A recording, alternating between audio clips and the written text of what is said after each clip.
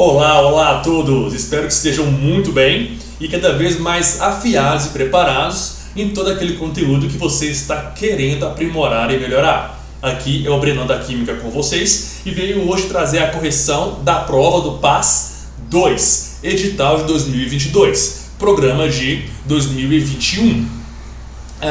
Essa prova ficou bem estruturada, não fugiu tanto assim ao esperado, mas fez umas abordagens bem maduras. Envolveu aí radioatividade, com muitas questões, foi o principal foco. Química orgânica foi um outro grande foco da prova. Método de separação, força de ácidos. Então foi uma prova bem estruturada e bem trabalhada, beleza? Vamos aqui começar essa correção, mas antes disso eu peço por gentileza que você não se esqueça de deixar o seu like, de ativar o sininho, deixar aquele comentário motivacional e estar interagindo comigo da melhor maneira possível. Isso me ajuda a trabalhar melhor, tendo seu feedback, e também contribui para que eu possa alcançar mais pessoas e auxiliar mais pessoas com esse conteúdo químico que eu espero cada dia estar sendo melhor e melhor e melhor. Beleza? Vamos lá então? Vamos nessa. A gente começa aqui pela questão 68.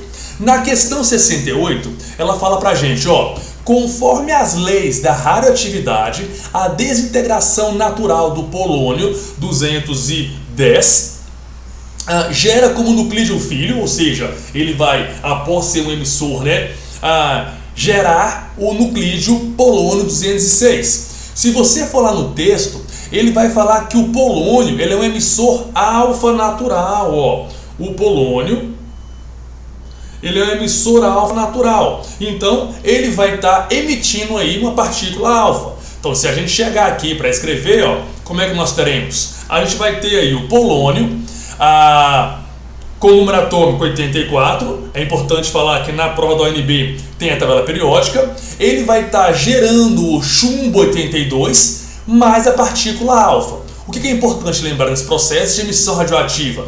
Que existe a conservação do número atômico e a conservação das massas. Logo, 84 tem que ser igual a 82 mais 2.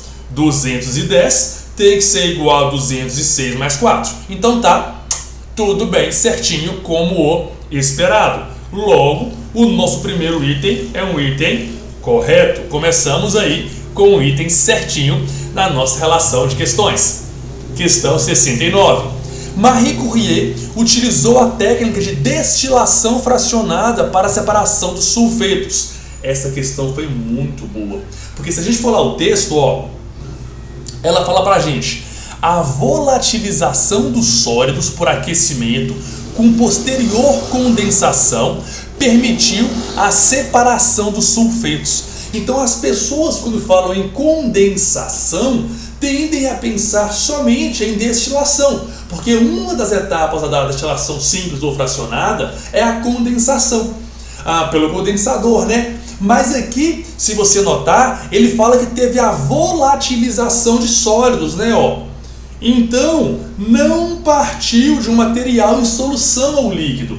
E tem-se que lembrar que na destilação simples ou fracionada, a gente tem que ter ali uma mistura homogênea, que é aquecida, e aí aquele com menor ponto de ebulição, o mais volátil, vai virar gás, aí depois ele pega para vapor, Depois vai condensar e vai ser separado. Aí ele parte de sólidos, que é uma mistura heterogênea. A única mistura homogênea de sólidos que nós temos são as ligas metálicas, Então esse item aqui é um item que está errado. Um item muito, muito bem elaborado, que tem que ter uma base e de elucidação dos métodos de separação com clareza para poder acertar esse item. Gostei bastante dele. Questão 70. De acordo com a lei periódica dos elementos químicos, o polônio apresenta um maior valor de eletronegatividade entre os elementos do seu grupo. Lembra que em um mesmo grupo, família, coluna, a eletronegatividade cresce de baixo para cima, Porque quanto menor for o raio, maior a carga nuclear efetiva, mais esse núcleo consegue atrair os elétrons em uma ligação química, ou seja, mais eletronegativo ele é. Se a gente for lá para a relação periódica do polônio, que é do grupo 16, família 6A, aí a gente tem que ele é o elemento que está aqui, é o último elemento do grupo, Logo ele tem um maior raio e a menor eletronegatividade. E ele aqui na questão 70 fala que ele tem a maior eletronegatividade, né? O que está errado. Então ele deixa o item errado. Opa, vamos fazer isso mais bonitinho. Aí, né? Vamos lá para 71. Entre os ácidos utilizados no experimento referido no texto, o H2S, ácido sulfídrico ou sulfeto de hidrogênio, é o que apresenta menor grau de ionização em água, ou seja, menor alfa, ou seja, o mais fraco, né? Ele relaciona para a gente aqui dois hidrácidos, o ácido clorídrico, que está aqui acima, né? E o ácido sulfídrico. A gente tem que lembrar aqui dos hidrácidos, que são ácidos que não têm oxigênio em sua estrutura. O mais forte é o HI, depois o HBr, depois o HCl, são os três fortes que nós temos, né? Dentre esses fortes, o mais forte é o HI, o menos forte é o HCl. O único moderado é o HF. E os fracos são H2S e HCN. Desses apresentados, então, o ácido sulfídrico ou sulfeto de hidrogênio, se ele for puro, né, vai ser o mais fraco, com menor grau de ionização. E é exatamente isso que ele fala pra gente na questão. Vamos lá, hein, gente? Toque de caixa. Questão 72. Vocês estão percebendo aqui, galera, que ele está relacionando bastante química inorgânica com radioatividade?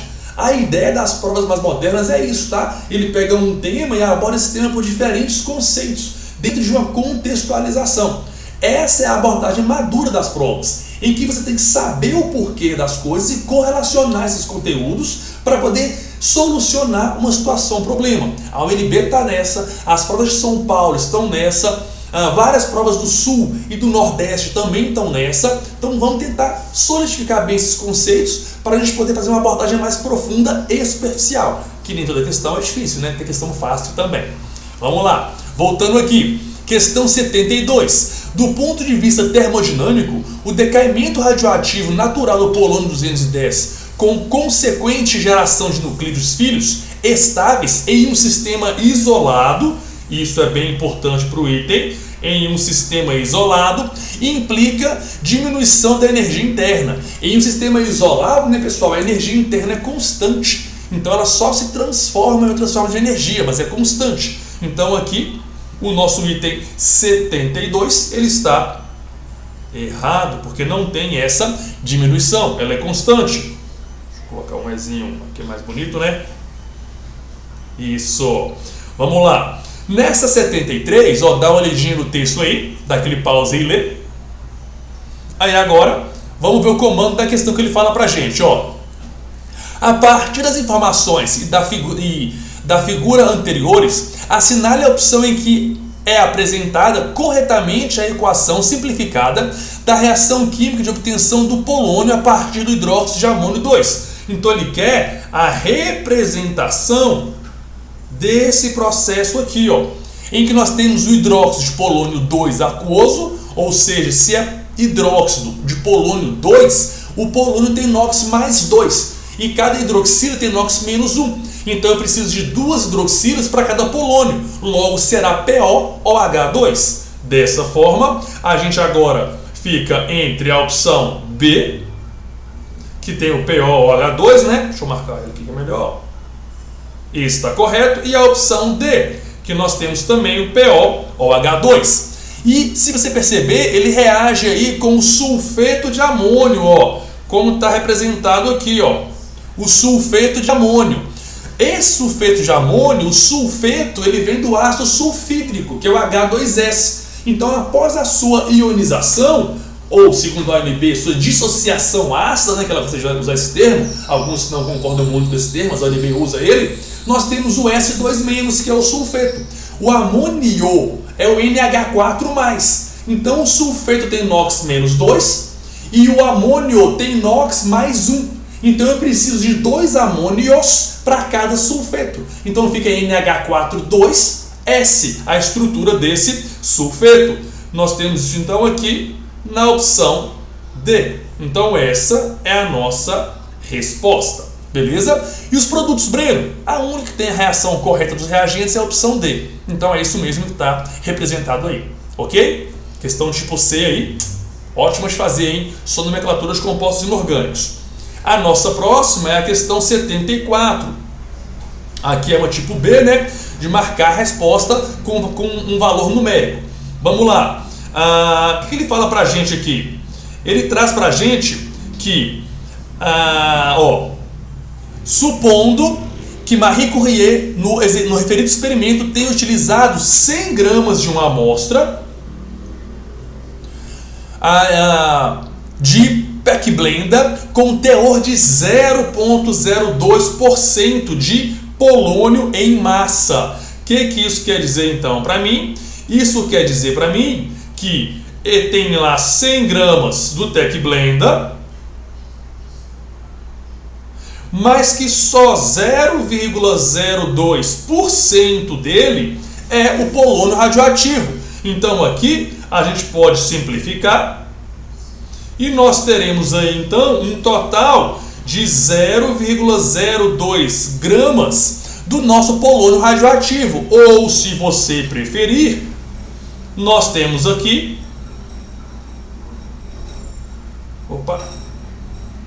nós temos aqui 20 miligramas. 20 miligramas, beleza? Aí ele fala, nessa amostra, em massa, calcule o tempo em dias para que a massa de polônio 210 nessa amostra se reduza a 1,25 miligramas. A gente pode fazer aí de duas maneiras. Aquela mais matematizada, que é a fórmula, que M é igual a M0 sobre 2 elevado a X, em que X é o número de meias-vidas, e esse número de meias-vidas é igual ao tempo decorrido sobre o tempo de meia-vida, ou por aquela estratégia clássica, né? Que a gente pega aqui a massa inicial, que nesse caso são 20 miligramas, e a gente vê, uma meia-vida foi para 10 miligramas. Com uma segunda meia-vida foi para 5 miligramas. Com uma terceira meia-vida foi para 2,5 miligramas. Com uma quarta meia-vida ele foi para 1,25 miligramas, que é a massa em questão que ele se refere para a gente no comando da questão. Então nós temos que foi passado aí um total de 4 meias-vidas. Ai, Breno, mas como é que eu vou saber o tempo então? Eu vejo o tempo de cada meia-vida e multiplico por 4. Ele diz que o tempo de meia-vida dele é de 138 dias. Então a gente pega 138 vezes 4. 138 vezes 4. 4 vezes 8, 32. 4 vezes 3, 12, 13, 14, 15. 4 vezes 1, 4 e 1, 5. Então a nossa resposta vai ser 5, 5, 2. Essa é a nossa resposta a ser marcada. Questãozinha suave de radioatividade, bem clássica, né? Bem clássica. Vamos lá avançar para o nosso último bloco de questões, que é com a questão 98. Não falando mais de radioatividade ou química inorgânica em si, né? Questãozinha boa, né, pessoal? Questãozinha linda. A gente agora vai entrar em química orgânica com a questão 98. Tá aí o texto da questão que ele traz para você. Ele fala sobre os flavonoides, fala sobre a característica geral dele e dá aqui uma estrutura geral dos flavonoides para a gente. Bacana? Vamos ver aqui então o que é que ele traz para a gente no comando da questão. Na questão 98 ele fala: devido à sua característica aromática, lembra que para ser aromático a UNB tem falado isso com muita frequência no vestibular, muita recorrência, né? No vestibular convencional, como no PAS 2 e 3, sobre aromaticidade, sobre ressonância, coisas desse tipo. Para um composto ser aromático, ele segue uma série de regras, que é a regra de Huckel. Se você não lembra bem dela, manda uma mensagenzinha que a gente interage falando sobre isso, tá? Que é o número de elétrons pi, cadeia fechada, planar, coisas assim. Devido à sua característica aromática, os flavonoides apresentam elétrons deslocalizados ao longo de toda a sua estrutura. Ele tem elétron deslocalizado no anel A e no anel B. Ele não tem ao longo de toda a sua estrutura, porque a gente tem uma parte dele aí que não tem elétrons deslocalizados, que é esse anel C. Então a gente não pode falar que está deslocalizado ao longo de toda a sua estrutura. Se ele falasse em sua estrutura, aí poderia até aceitar isso aí como verdade, mas não ao longo de toda a sua estrutura. Então a questão 98, o item 98, ele está errado, beleza? Vamos lá. Avançando aqui. Questão 99.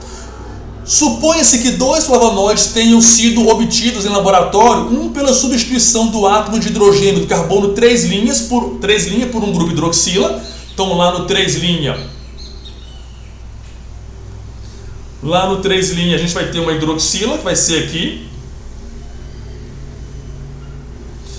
E ele fala pra gente, e outro pela substituição do átomo de hidrogênio do carbono 6'. Motociclista que tá pesado, hein, gente? 6 linhas. Então aqui o outro é esse aqui.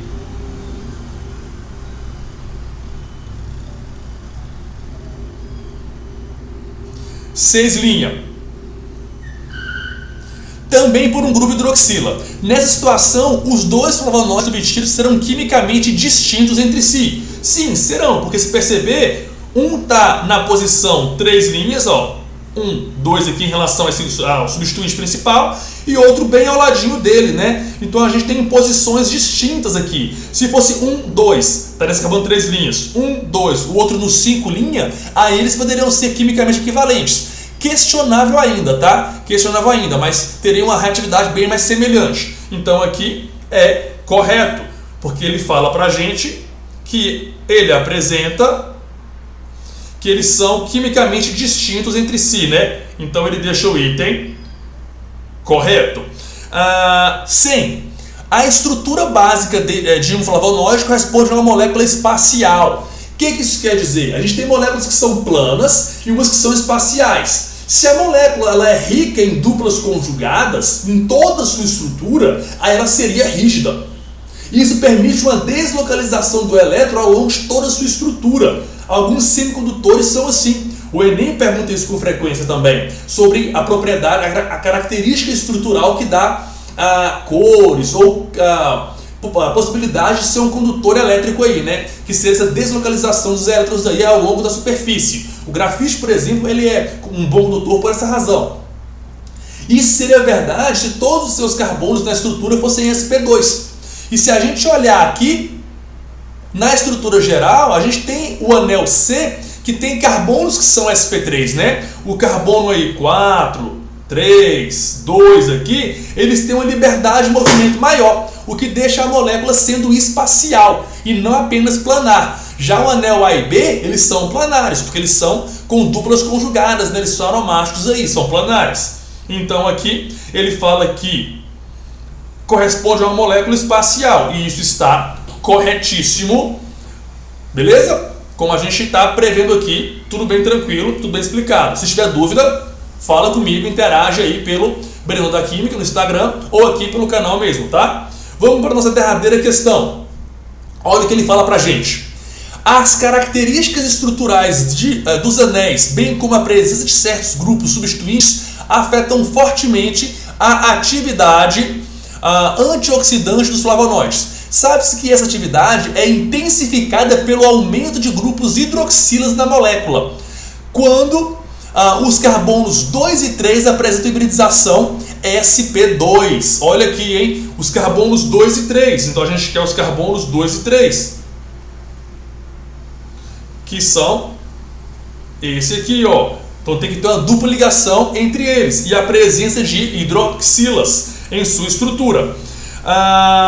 E os grupos hidroxilas substituintes no anel A estão na posição orto entre si. Então primeiro eu vou procurar a ligação dupla no carbono 2 e 3. Se eu for olhar isso aí, ó, eu vou ter essa dupla aqui na estrutura do composto B e também e somente nesse... não, aqui também tem, né, ó. No C também temos. Então a gente tem esses dois compostos com os carbonos 2 e 3 com hibridização sp2. E ele quer os grupos hidroxila na posição orto entre si. Se a gente for olhar aqui para esses anéis, esses aqui, eles estão na posição orto entre si, que é um ao lado do outro, e esses aqui estão na posição para entre si, né? Esses também estão orto entre si. Esses estão orto entre si. Mas como esses aqui estão para, eles estão na posição errada. Logo, o nosso gabarito vai ser a opção B.